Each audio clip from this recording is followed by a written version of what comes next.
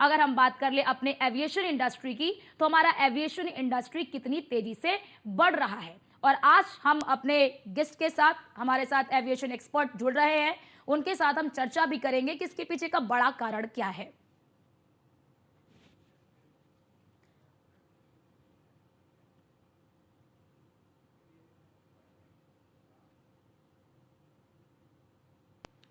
और हमारे साथ डॉक्टर सुनील जी जुड़ चुके हैं, एविएशन एक्सपर्ट है। बहुत स्वागत है आपका सुमित जी हमारी इस खास चर्चा में। सुमित जी, मेरा सबसे पहले आपसे सवाल ये है कि आज अगर हम बात कर ले भारत के एविएशन इंडस्ट्री की, भारतीय विमान उद्योग की, तो बहुत तेजी से बढ़ रहा है। इसके पीछे की सबसे बड़ी वजह आप क्या मानते हैं और इस हादसे के बाद इस पर क्या असर पड़ेगा? जी, एविएशन इंडस्ट्री बहुत तेजी से बढ़ा है। पिछले 10 सालों में कुछ ज्यादा तेजी से इंडस्ट्री आगे बढ़ी है। कोविड के बाद हमने बहुत ड्रास्टिक चेंज देखा, टू फोल्ड ग्रोथ हुआ है इसमें, क्योंकि अब माना जाए कि वक्त के साथ लोगों को टाइम सेव करने के ज्यादा कंसर्न होता है। तो आज के डेट में फ्लाइट टिकट्स का रेट जो था पहले से बहुत कम हो चुका है। और डेफिनेटली मार्केट जिसे आप बोले जाए, एयरपोर्ट्स कनेक्टिविटी के लिए एयरपोर्ट बहुत ज्यादा बढ़ चुके हैं। पहले 2014 तक इंडिया में 70 एयरपोर्ट हुआ करते थे, वही पिछले 10 सालों में एयरपोर्ट का संख्या बढ़ा के 162 कर दिया गया। मतलब हर 100 किलोमीटर में आप एक एयरपोर्ट दे सकते हैं, जिसके कारण कनेक्टिविटी अच्छा हो चुका है और लोग प्रिफर करते हैं कि फ्लाइट में ट्रैवल करें। सुमित जी, यहाँ पर सबसे बड़ी बात ये हो जाती है कि मैंने अपने इस शो में बताया कि हमारे पास अभी कितने एयरलाइंस हैं, लेकिन यहाँ पर बड़ी बात हो जाती है कि लोगों के सामने बस कुछ ही एयरलाइन को चुनने का विकल्प होता है, उनके पास विकल्प नहीं है। इसकी बड़ी वजह आप क्या समझते हैं? अभी हमने ग्राफिक्स से भी दिखाया, एयर इंडिया का शेयर मार्केट देखिए, दिखा भी रहे हैं, इंडिगो का शेयर मार्केट देखिए, अन्य एयरलाइंस के मुकाबले सबसे ज्यादा है। जी सही बोले आपने से इंडिगो को बताया 64% मार्केट शेयर है इनका। ये इन डोमेस्टिक मार्केट सबसे ज्यादा शेयर इनका है। आपने इंडिया का पॉपुलेशन देखा है, 140 करोड़ का पॉपुलेशन है, और इंडिगो के पास सबसे ज्यादा जहाज आज के डेट में। इनके पास अप्रोक्सीमेटली 300 जहाज है, जिसके कारण इनका मेजर इनका आज के डेट में मार्केट शेयर है। वहीं पे देखा जाए एयर इंडिया का, इनका पास सबसे ज्यादा इंटरनेशनल मार्केट शेयर है। इंडिया में जैसे 26% शेयर जो रखे हैं इन्होंने, इनका जो इंटरनेशनल कंट्री, अमेरिका का फ्लाइट हो गया, ऑस्ट्रेलिया का फ्लाइट हो गया, तो इंडिया से सिर्फ एयर इंडिया ये फ्लाइट कनेक्ट करती है, क्योंकि और कोई एयरलाइंस है नहीं इनसे कॉम्पीट करने के लिए, क्योंकि मार्केट में एयरक्राफ्ट ही अवेलेबल नहीं है। ये जब ऑर्डर्स प्लेस करते हैं, अपने जहाज का ऑर्डर प्लेस करते हैं, वो एक बार में 500 हजार जहाज का ऑर्डर प्लेस करते हैं। मतलब $4 बिलियन, $5 बिलियन का ऑर्डर प्लेस करना एक तरफ का रिकॉर्ड हुआ जाता है। तो जो एयरक्राफ्ट मैन्युफैक्चरर है, वो किसी और को एयरक्राफ्ट दे ही नहीं पाते। उनके लिए 10-10 साल तक का मैन्युफैक्चरिंग का जो यूनिट से ऑक्यूपाई हो चुका होता है इनके लिए। तो क्या इसकी बड़ी वजह मानते हैं सुमित जी? अब लोगों के पास ऑप्शन ही नहीं है, या तो आप एयर इंडिया चुनो या तो आप इंडिगो चुनो। हमारे पास अकाशा है, विस्तारा है, तमाम अन्य एयरलाइंस हैं, लेकिन उनका ऑप्शन लोगों के पास होता ही नहीं, वो विकल्प चुन ही नहीं पाते। जब विकल्प चुन ही नहीं पाएंगे तो फिर इनके होने ना होने का मतलब क्या है? जैसे अभी अपने आकाशा का बात किया, आकाशा के पास आज के डेट में 29 एयरक्राफ्ट है, 29 एयरक्राफ्ट है।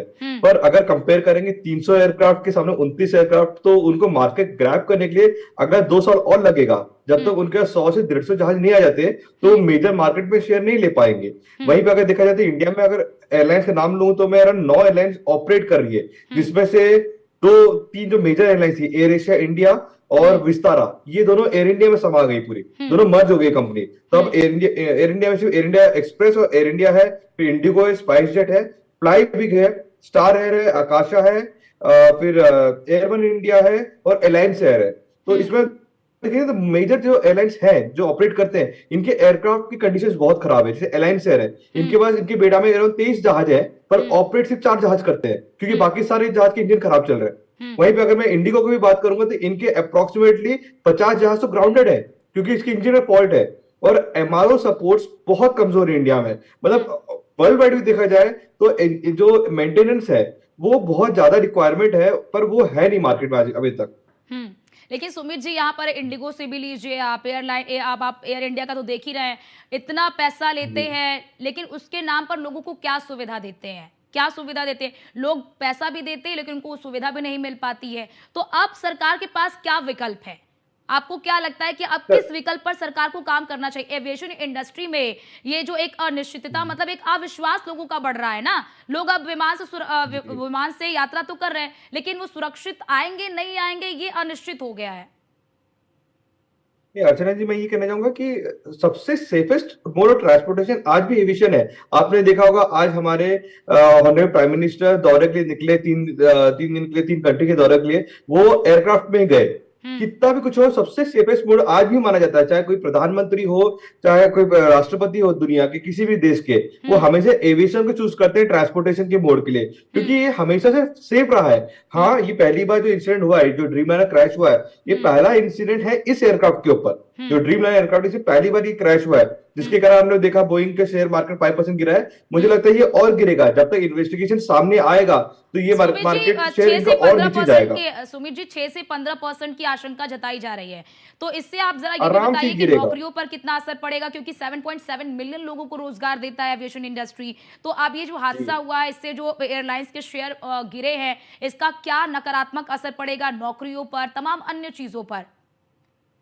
नहीं, नकारात्मक अगर बोले नौकरियों पे नहीं, नौकरियों पे कुछ ऐसे नेगेटिव इम्पैक्ट नहीं पड़ेगा, क्योंकि अभी इनके जैसे बोइंग के कॉम्पिटिटर एयरबस है, हम्म। तो डेफिनेटली अब ऑर्डर्स जो जो पहले बोइंग को मिल रहे थे, वो ऑर्डर्स अब एयरबस को मिलना चालू होंगे। और बोइंग के पहले भी हिस्ट्री रहे हैं, आपने देखा होगा पहले भी इनके जो एयरक्राफ्ट बोइंग 737 जो एयरक्राफ्ट थे जो क्रैश हुए थे 2 साल पहले, 2013 में जिसके कारण इनके जापान एयरक्राफ्ट में 2013 में जापान में बैटरी में आग लग गई थी, जिसके बाद उसके उड़ान पर रोक लगा दी गई थी। फिर उसने बैटरी को मतलब मॉडिफाई करने के बाद फिर से उन्होंने परमिशन ले ली, और फिर देखिए बड़ा हादसा हो गया। जी, डेफिनेटली ये सब अलार्मिंग चीज है जिसके ऊपर ध्यान देना चाहिए एयरलाइंस को भी। और डेफिनेटली जो हमारे एमआरओ सेक्शन है उसमें ज्यादा ध्यान देना चाहिए, बिकॉज उसका ज्यादा रिक्वायरमेंट है। एयरक्राफ्ट खरीदने के बाद जब तक उसको मेंटेन नहीं करेंगे तो डेफिनेटली वो सेफली फ्लाई नहीं कर पाएगा। तो ये जिम्मेदारी एयरलाइंस की बनती है कि टाइम टू टाइम अपने एयरक्राफ्ट का चेक करवाया जाए इस चीज पे। क्योंकि सुमित जी देखिए, मैंने अपने इसमें यही नाम रखा है कि उड़ान, जो हमारा भारतीय विमान उद्योग है, उसकी उड़ान बहुत तेज है, लेकिन आपको लगता है क्या सही दिशा में बढ़ रहा है? दिशा तो बहुत सही है, पर अब अगर देखा जाए पिछले कई 10 सालों के मैं अगर आंकड़े दिखाऊं तो बहुत सारी एयरलाइंस इंडिया में बंद हुई है, क्योंकि ये जो मार्केट ड्रिवन होती है, जो एयरलाइन बिजनेस होती है, और इसमें निवेश बहुत ज्यादा लगता है। अगर जैसे कोई भी नया बिजनेस चालू करना है एविएशन का, तो एक एयरक्राफ्ट का भी एवरेज कॉस्ट $200 मिलियन का आता है, और करीबन आप 5 से 10 जहाज लेके भी आते हैं तो करीबन 15 से 20 हजार करोड़ का निवेश लगता है। इसी कारण बहुत कम लोग होते हैं जो एयरलाइन बिजनेस एंटर करते हैं, और ज्यादातर कॉर्पोरेट हाउस होते हैं। जैसे अभी आपने देखा गो एयर थे जो वाडिया ग्रुप के थे, बंद कंपनी बंद हो गया। सहारा कंपनी थी, सहारा एयरवेज बंद हुआ, किंगफिशर बंद हुआ, पैरामाउंट एयरवेज बंद हुआ, एयर कोस्टा बंद हुआ, डेक्कन बंद हुआ। ऐसे करके नाम लिया तो 10 से 15 कंपनीज है जो 10 से 15 साल में बंद हो गए। क्यों? क्योंकि नुकसान बहुत ज्यादा होता है। एक एयरलाइंस को प्रॉफिट में आने के करीबन 10 साल लग जाते गो हैं। फर्स्ट का सबसे बड़ा उदाहरण है सुमित जी। गो फर्स्ट लोगों की जी। टिकट बुक हो गई थी, और उसके बाद फिर उसने मैसेज किया, मतलब ये हाल है। जी। तो नहीं, फिर ये डेफिनेटली कंपनी को प्री प्लान करके चलना चाहिए, और ये इसमें डेफिनेटली गवर्नमेंट तो बहुत सहायता कर रही है, गवर्नमेंट सब्सिडी दे सकती है। उससे ज्यादा क्या, मतलब वो एयरक्राफ्ट खरीदने सब्सिडी नहीं दे सकती, पर हाँ कहीं पे आपको फ्यूल के लिए सब्सिडी दे देती है, कहीं पे टिकट्स के ऊपर सब्सिडी देती है सरकार, जो गवर्नमेंट ने उड़ान स्कीम लेके आया। और बहुत से एयरलाइंस उड़ान स्कीम में उड़ रहे हैं, जिसके कारण वो प्रॉफिटेबल है, जैसे स्टार एयर हो गया। तो वो प्रॉफिट इसलिए कमा पा रहे हैं बिकॉज उसको सरकार सब्सिडी दे रही है। पर जो नॉर्मल रूट्स है, जैसे अगर आपने बोले दिल्ली बॉम्बे रूट सबसे बिजी रूट होता है, सुबह शाम तक लगभग 70 से 80 एयरलाइंस एयरक्राफ्ट ऑपरेट होती है इस रूट में, पर भी आप देखेंगे फेयर हमेशा हाई रहता है। 10,000 से 15,000 एवरेज फेयर होता है इनका। क्यों? क्योंकि ये दो एयरपोर्ट टैक्सेस बहुत ज्यादा है, यहाँ पे एयर टर्बाइन फ्यूल के ऊपर टैक्सेस बहुत ज्यादा है, वैट ज्यादा है। तो डेफिनेट कहीं ना कहीं हमको टैक्सेस कम करने की जरूरत है, ताकि एयरलाइन को कहीं ना कहीं राहत मिले, ताकि वो फेयर्स कम किया जाए इसके ऊपर।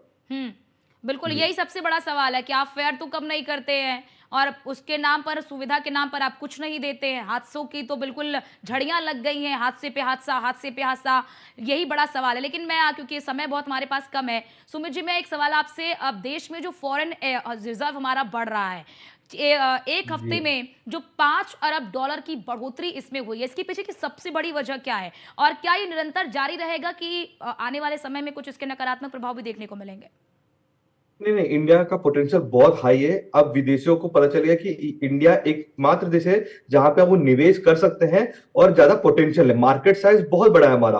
तो कहीं ना कहीं हमारी जो आबादी है, ये हमारे लिए सबसे पहले, हमारे लिए एक बेनिफिट है कि हमारा सबसे बड़ा मार्केट बन गया है, और लोगों को भरोसा है इंडियन मार्केट के ऊपर, इस सरकार के ऊपर लोगों को भरोसा है। आई थिंक इसी कारण वो चाहते हैं कि वो निवेश करें, क्योंकि एक स्थायी सरकार, मतलब एक स्टेबल गवर्नमेंट बहुत इंपॉर्टेंट होता है। कोई भी अच्छा बिजनेस के लिए। इस कारण मुझे लगता है कि और भी बड़ी कंपनियां इंडिया में अब निवेश करना चालू करेगी। और जैसे आप बोले एयरलाइंस में ही दो चार नई एयरलाइंस इस साल के एंड तक हमको देखने मिलेगा, जैसे ट्रू जेट हो गया, जो पुरानी एयरलाइंस थी वो वापस चालू कर रही है अपने ऑपरेशन। सन केयर है, अल हिंद है और एयर केरला है। तो 3 से 4 नई एयरलाइंस इस साल के आखिरी तक फिर से शुरू होने वाली है। तो जी। मुझे लगता है कि अब जब मार्केट में कंपटीशन आएगा तो ऑटोमेटिकली रेट्स भी कम जाएंगे और सेफ्टी के जो दायरे हैं वो भी बढ़ाया जाएगा। ठीक है, बहुत शुक्रिया आपका डॉक्टर सुमित सुनील जी, हमारे साथ जुड़े आप एविएशन एक्सपर्ट, और उन्होंने बड़े विस्तार से बताया कि आखिरकार जो हमारी एविएशन इंडस्ट्री है वो आगे बढ़ रही है, इसके पीछे का रीजन क्या है, और अगर अन्य एयरलाइंस का जो शेयर है वो इतना कम है तो इसके पीछे की वजह क्या है और आने वाले समय में किस तरह के सुधार किए जा सकते हैं। और फिलहाल के लिए हमारे इस खास कार्यक्रम में इतना ही। बाकी देश और दुनिया की तमाम खबरों को देखने के लिए आप बने रहिए न्यूज़ 1 इंडिया के साथ।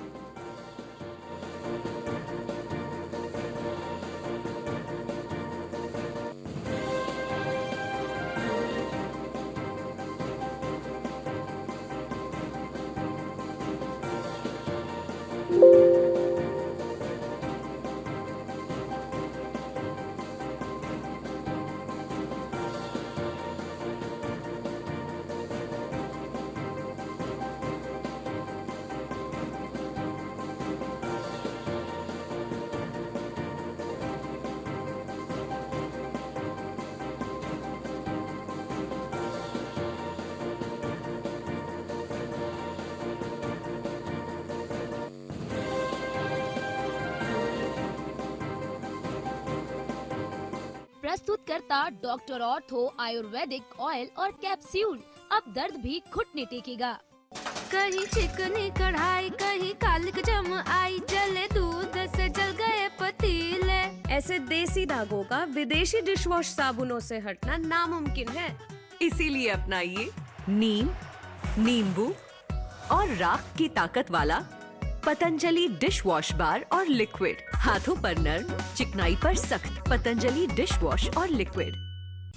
भारत को दुनिया का डिजिटल पावर हाउस बनाने का यशस्वी प्रधानमंत्री नरेंद्र मोदी का संकल्प उत्तर प्रदेश में हो रहा है फलीभूत। माननीय मुख्यमंत्री योगी आदित्यनाथ की दूरदर्शी सोच की वजह से आईटी हब के रूप में गौतम बुद्ध नगर, एआई और मशीन लर्निंग में लखनऊ, रोबोटिक्स में कानपुर एवं engineering research and development city के रूप में वाराणसी और प्रयागराज का हो रहा है विकास। 9 शहरों में सॉफ्टवेयर टेक्नोलॉजी पार्क, जेवर में 3700 करोड़ के निवेश से semiconductor unit, 7 centre of excellence, 70 incubators और 6 विभागों के माध्यम से 10 लाख लोगों का एआई स्किल्ड वर्कफोर्स तैयार किया जा रहा है। महाकुंभ 2025 के अभेद्य सुरक्षा में एआई के अभूतपूर्व इस्तेमाल को पूरी दुनिया ने देखा। सॉफ्टवेयर निर्यात में हुई तीव्र वृद्धि से यूपी को मिल रही है ग्लोबल आईटी हब के रूप में नई पहचान। काम दमदार, डबल इंजन सरकार।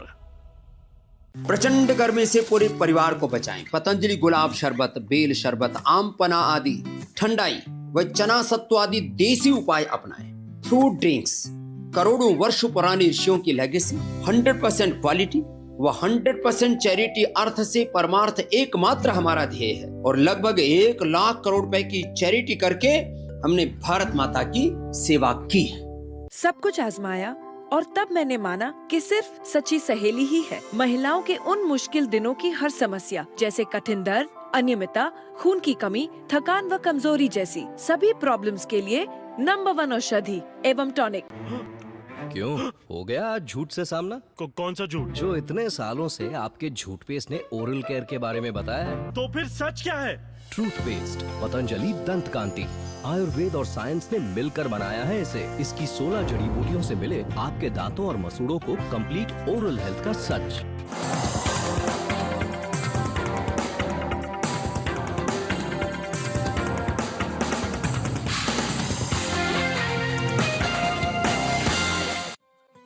इस कार्यक्रम की प्रायोजक हैं double engine detergent powder and cake, रिश्तों में लाए डबल चमक।